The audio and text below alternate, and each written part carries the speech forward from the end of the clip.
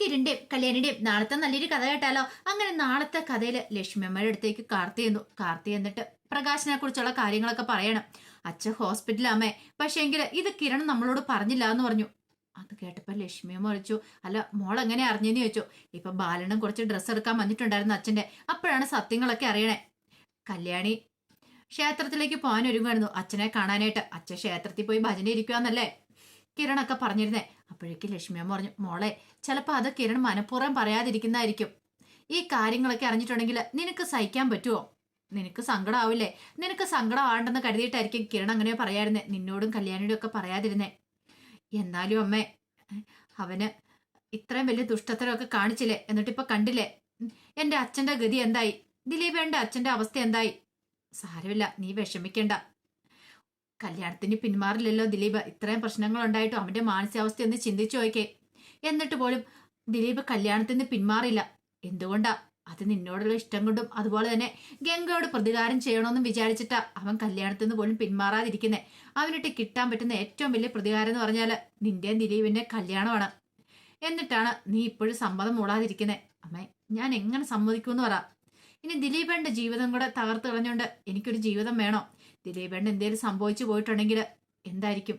അവരുടെ അമ്മയ്ക്ക് സഹിക്കാൻ പറ്റുമോ? മോൾ അങ്ങനെയൊന്നും സംഭവിക്കില്ല, നീ ധൈര്യമായിട്ടിരിക്കുക, നീ വിഷമിക്കണ്ട എന്നൊക്കെ പറഞ്ഞ് കാർത്തിയെ ലക്ഷ്മിയമ്മ ആശ്വസിപ്പിക്കുകയാണ്.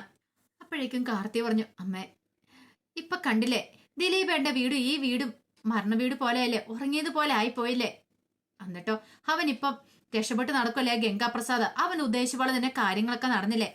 മോളെ നീ വിഷമിക്കണ്ട. എന്താണല്ലോ അവൻ അധിക കാലം ഇങ്ങനെ ബലസ് നടക്കാൻ പറ്റില്ല. അവന്റെ കാലത്ത് ഒരു തീരുമാനം ഉണ്ടാവും. എന്നമ്മേ, ഓരോ ദിവസം ഇങ്ങനെ പറയുന്നല്ലാതെ അവനൊന്നും സംഭവിക്കുന്നില്ലല്ലോ. അവൻ ഓരോരുത്തരായിട്ട് തീർത്തോണ്ടിരിക്കുക. ഇങ്ങനെ പോയിട്ടുണ്ടെങ്കിൽ നമ്മളെല്ലാരും അവസാനിക്കും. അത് കേട്ടതും ലക്ഷ്മിയൻ പറഞ്ഞു, അങ്ങനെ അവസാനിച്ചാലും അവന് ഒരിക്കലും സ്വത്തുക്കളൊന്നും കിട്ടാൻ പോകുന്നില്ല മോളെ. അത് വിചാരിച്ചിട്ടായിരിക്കും അവൻ ചെയ്യുന്നേ. ദുഷ്ടനെ ദൈവം പന പോലെ വളർത്തുന്നു പറഞ്ഞ പോലെ അവനങ്ങ് സന്തോഷിക്കട്ടെ മോളെ. അവസാനം അവന്റെ അന്ത്യമായിരിക്കും നടക്കാൻ പോന്നെ. കാർത്തി പറഞ്ഞു, എന്റെ പ്രതീക്ഷകളൊക്കെ പോയമ്മേ, എനിക്ക് എന്ത് ചെയ്യണമെന്ന് പോലും അറിയത്തില്ല. അല്ലെങ്കിൽ കിരണിന്റെ മുന്നിലേക്ക് അവൻ വന്ന് പെട്ടിട്ട് പോലും കിരണിനൊന്നും ചെയ്യാൻ പറ്റിയില്ലല്ലോ. അവൻ രക്ഷപ്പെട്ട് കളഞ്ഞില്ലേ? അതുപോലെ അവന്റെ സമയം നല്ലതാ, അതുകൊണ്ടാ, സാരമില്ല, അധികം നാൾ അവനിങ്ങനെ വിലസ് നടക്കാൻ പറ്റില്ല എന്നൊക്കെ പറഞ്ഞ് ആശ്വസിപ്പിക്കുന്നുണ്ട്.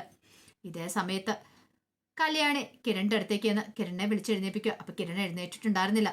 അങ്ങനെ എഴുന്നേറ്റ് കഴിഞ്ഞപ്പോൾ കല്യാണി ചോദിച്ചു, അല്ല നീ ഇത് എവിടെ പോകാൻ നിൽക്കുക? ഞാൻ ക്ഷേത്രത്തിലേക്ക് പോകാനായിട്ട് ഒരുങ്ങിയിരിക്കുമായിരുന്നു. അപ്പോഴാണ് ബാലമാമ വരുന്നേ. ബാലമാമ ഒന്ന് ചില കാര്യങ്ങളൊക്കെ പറഞ്ഞു. കിരണേട്ടാ, ഞാനൊരു കാര്യം ചോദിക്കട്ടെ, സത്യം പറയണം, അച്ഛൻ ഹോസ്പിറ്റലാണോന്ന് ചോദിച്ചു. അല്ല അത് പിന്നെ, എന്നിട്ട് എന്താ കിരണേട്ടാ? കിരണേട്ടൻ എന്നോട് ആ കാര്യം പറഞ്ഞു പോലും ഇല്ലല്ലോ. ഞാനെന്താ കിരണേട്ടൻ അന്യാണോന്ന് ചോദിച്ചു. അത് പിന്നെ കല്യാണി, അതറിഞ്ഞിട്ടുണ്ടെങ്കിൽ നിനക്ക് വിഷമാവില്ലെന്ന് കരുതിയ. നീ അറിഞ്ഞിട്ടുണ്ടെങ്കിൽ കാർത്തിക അറിയും. കാർത്തിക സങ്കടമാണ്. നിങ്ങൾ അങ്ങോട്ടേക്ക് പോവും.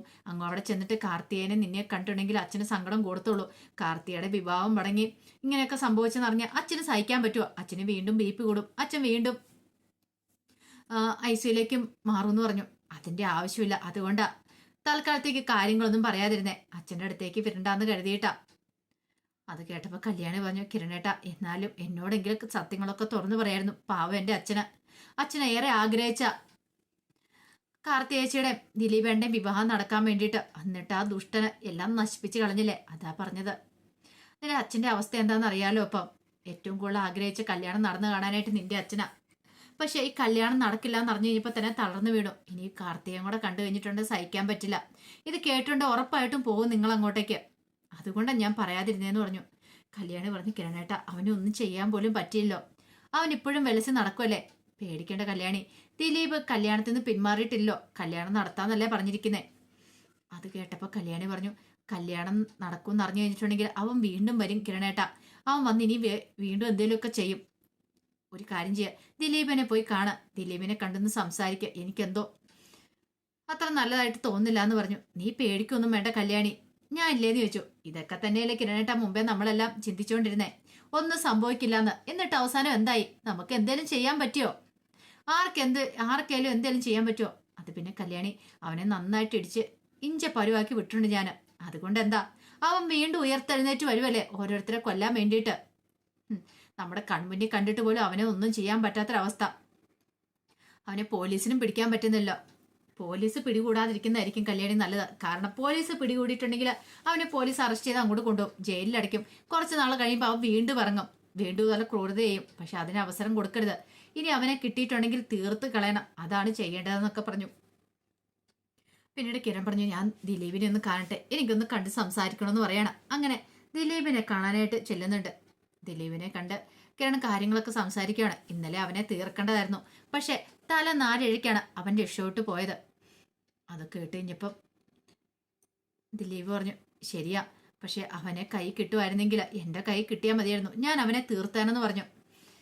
പിന്നെ ഒരു കാര്യമുണ്ട് കിരണേ, എൻ്റെ കാർത്തികേടൻ കല്യാണം എന്നറിഞ്ഞിട്ടുണ്ടെങ്കിൽ അവൻ വീണ്ടും വരുമെന്ന് പറഞ്ഞു. കിരൺ പറഞ്ഞു, അതറിയാം, ഇപ്പോഴവന് ചിലപ്പോൾ കല്യാണം നടക്കുന്നുണ്ടോ ഇല്ലയോ എന്ന് അന്വേഷിച്ച് നടക്കുന്നുണ്ടായിരിക്കും. അത് കേട്ടപ്പോൾ ദിലീപ് പറഞ്ഞു, അവൻ സന്തോഷിക്കട്ടെ, ഒരു കാര്യം ചെയ്യാം, തൽക്കാലത്തേക്ക് കല്യാണം വേണ്ട എന്ന് ഞാൻ തീരുമാനിച്ച് നമുക്ക് അടിച്ചിറക്കാം, അതല്ലേ നല്ലത്.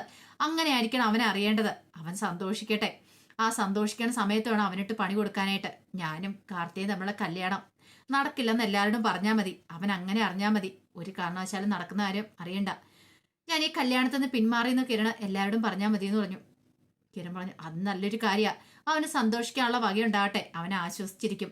കാരണം അവന് തോന്നുന്നു ഇനിയിപ്പോൾ സമയമുണ്ടല്ലോ, കല്യാണം മുടങ്ങിയല്ലോ, അതൊരു ആശ്വാസമായിരിക്കും. എന്താണെങ്കിലും സഞ്ചയനം കാര്യങ്ങളൊക്കെ നടക്കട്ടെ. അപ്പോഴേക്കും ദിലീപ് പറഞ്ഞു, അതെ, ഈ സഞ്ചയനം കാര്യങ്ങളൊക്കെ നടന്നിട്ട് അപ്രതീക്ഷിതമായിട്ടൊരു മുഹൂർത്തത്തിൽ ഞാൻ കാർത്തികയുടെ കഴുത്തിൽ താലി അടത്തിക്കോളാം. അതിനി പബ്ലിസിറ്റി ഒന്നും കൊടുക്കണ്ട, വലിയ ചടങ്ങുകളും കാര്യങ്ങളും ആഘോഷമൊന്നും വേണ്ട, നമുക്കതൊന്നും ഇല്ലാതെ കല്യാണം നടത്തിയാൽ മാത്രം മതി. കല്യാണം നടന്നു കഴിഞ്ഞിട്ടോ അവൻ അറിയാനായിട്ട് പാടുള്ളൂ, അതിനു മുമ്പ് ഒരു കാരണവശാലും അവൻ അറിയാൻ പാടില്ല എന്ന് പറഞ്ഞു. അത് കേട്ടപ്പോൾ കിരൺ പറഞ്ഞു, അത് ശരിയാ, നല്ലൊരു കാര്യം തന്നെ ദിലീപേ, അങ്ങനെയാണെങ്കിൽ നമുക്ക് അങ്ങനെ ചെയ്യാന്ന് പറഞ്ഞു. അങ്ങനെ കിരണും ദിലീപും കൂടി ആ ഒരു തീരുമാനങ്ങളൊക്കെ എടുക്കുന്നുണ്ട്. പിന്നീട് ഗംഗാപ്രസാദ് അന്വേഷിക്കുന്നുണ്ട് കൂട്ടുകാരനെ വിട്ട്. കാർത്തിയുടെ കല്യാണം മുടങ്ങിയെന്നുള്ള വാർത്തയാണ് അവൻ അറിഞ്ഞത്. ഇത് വന്ന് കൂട്ടുകാരനോട് പറയാണ് ഗംഗാപ്രസാദിനോട്. എല്ലാം കേട്ട് കഴിഞ്ഞപ്പോൾ ഗംഗാപ്രസാദിന് സന്തോഷമായി. ഗംഗാപ്രസാദ് പറഞ്ഞു, ഞാൻ കേൾക്കാൻ ആഗ്രഹിച്ചിരുന്ന വാർത്തയാ, അവളുടെ കല്യാണം മുടങ്ങിയല്ലോ. കല്യാണം മുടങ്ങാനായിട്ട് സ്വന്തം അച്ഛനെ തന്നെ ബലി കൊടുക്കേണ്ടതായിട്ട് വന്നു അവന്. കല്യാണം നടത്താനായിട്ട് ഓടി നടന്നല്ലേ ആ ദിലീപ് എന്ന് പറയുന്നവന്. അവനെ ആദ്യം ഞാൻ വാൺ ചെയ്താ, പക്ഷേങ്കിൽ അവനത് കേട്ടില്ല. പിന്നീട് കൂട്ടുകാരൻ പറഞ്ഞു, എടാ, കല്യാണം മുടങ്ങിയെന്നുള്ള ശരി തന്നെയാ, പക്ഷെ ഇനിയിപ്പോൾ അവൾക്ക് വേറെ ആലോചന വന്നാലോ? വേറെ ആലോചനയോ? ഇനിയിപ്പോൾ അവളെ ആര് കെട്ടാൻ വേണ്ടി വരാനാടാ? നമുക്കിഷ്ടം പോലെ സമയമുണ്ട് അവളുടെ കാര്യത്തിൽ ഒരു തീരുമാനം എടുക്കാനായിട്ട്. അവനിത് ആദ്യമേ ചെയ്യുമായിരുന്നെങ്കിൽ അവൻ്റെ അച്ഛനെ നഷ്ടപ്പെടില്ലായിരുന്നു. സാരമില്ല, വരാനുള്ളത് വഴി തങ്ങില്ലെന്ന് പറഞ്ഞാലേ അവനിട്ടൊരു പണി കിട്ടിക്കഴിഞ്ഞപ്പോൾ അവനും ബോധം ഉണ്ടാകുന്നേ. ഇനി അവന് പേടിയായി കാണും അവൻ്റെ ജീവിതം നശിച്ചു പോവാന്ന്. അവനെ നമ്മൾ തീർക്കുമെന്ന് അവന് തോന്നിയതുകൊണ്ടായിരിക്കും അവന് കല്യാണത്തിൽ നിന്ന് പിന്മാറിയത്. അത് ശരിയാ. എന്താണെങ്കിലും ഇനി നീ ഒരു കാര്യം ചെയ്യണം, എത്രയും പെട്ടെന്ന് കാര്യങ്ങളൊക്കെ തീർക്കണമെന്ന് പറഞ്ഞു. അത് കേട്ടപ്പോൾ ഗംഗാപ്രസാദ് പറഞ്ഞു, അതെ, ഇനിയിപ്പം പേടിക്കേണ്ട കാര്യമൊന്നുമില്ലല്ലോ, കല്യാണം മുടങ്ങിയത് ഒരു നല്ല കാര്യം തന്നെയാ, നമുക്ക് സമയം കിട്ടും എന്നൊക്കെ പറഞ്ഞ് സന്തോഷിക്കുകയാണ്. അപ്പം അതിൻ്റെ വിശേഷങ്ങളൊക്കെ നമ്മൾ കാണാൻ പോകുന്നത്. എന്താണെങ്കിലും ഇനി എന്താവോ ഏതാവെന്നൊക്കെ അറിയത്തില്ല. കുറേ ദിവസങ്ങളായി നമ്മൾ കാണാൻ തുടങ്ങിയിട്ട്. ഗംഗാപ്രസാദിന് ഇന്ന് പിടികൂടി തീർക്കുന്നു. പക്ഷെ അത് കഥ ഇങ്ങനെ നീണ്ടു പോകുന്നല്ലാതെ ഇതിനൊരു അവസാനം ഉണ്ടാകുന്നില്ല. കാരണം കാഴ്ചക്കാർക്ക് ഒരു മടുപ്പായിട്ട് തുടങ്ങി. ഇത്രയും വലിയ ക്രൂരത ചെയ്ത് ഗംഗാപ്രസാദ് ഇങ്ങനെ ഇറങ്ങി നടക്കുന്നു. കിരണിന്റെ ഒക്കെ കൈ കിട്ടിയിട്ട് പോലും കിരണിനൊന്നും ചെയ്യാൻ പറ്റുന്നില്ല. അല്ലെങ്കിൽ അവനെ തീർക്കേണ്ടതാണ്, ഒരു കത്തിമുനെ തീർക്കേണ്ട അവനെ. പക്ഷെ കൺമുന്നിൽ നിന്ന് അവൻ രക്ഷപ്പെട്ടു പോവാ. ഇത് എത്ര കാലം ഇങ്ങനെ നീണ്ടു പോകുമെന്നും അറിയത്തില്ല. എല്ലാവരുടെയും ആഗ്രഹം പോലെ എത്രയും പെട്ടെന്ന് അവൻ്റെ കഥ കഴിക്കാനായിട്ട് പറ്റട്ടെ എന്ന് തന്നെയാണ് നമ്മളും ആഗ്രഹിക്കുന്നത്. അപ്പം അതിൻ്റെ വിശേഷങ്ങൾക്കായി നമുക്ക് എല്ലാവർക്കും കാത്തിരിക്കാം കേട്ടോ. ഒരിക്കൽ കൂടി എല്ലാവർക്കും ശുഭരാത്രി നേർന്നുകൊണ്ട് നിർത്തുന്നു. നന്ദി.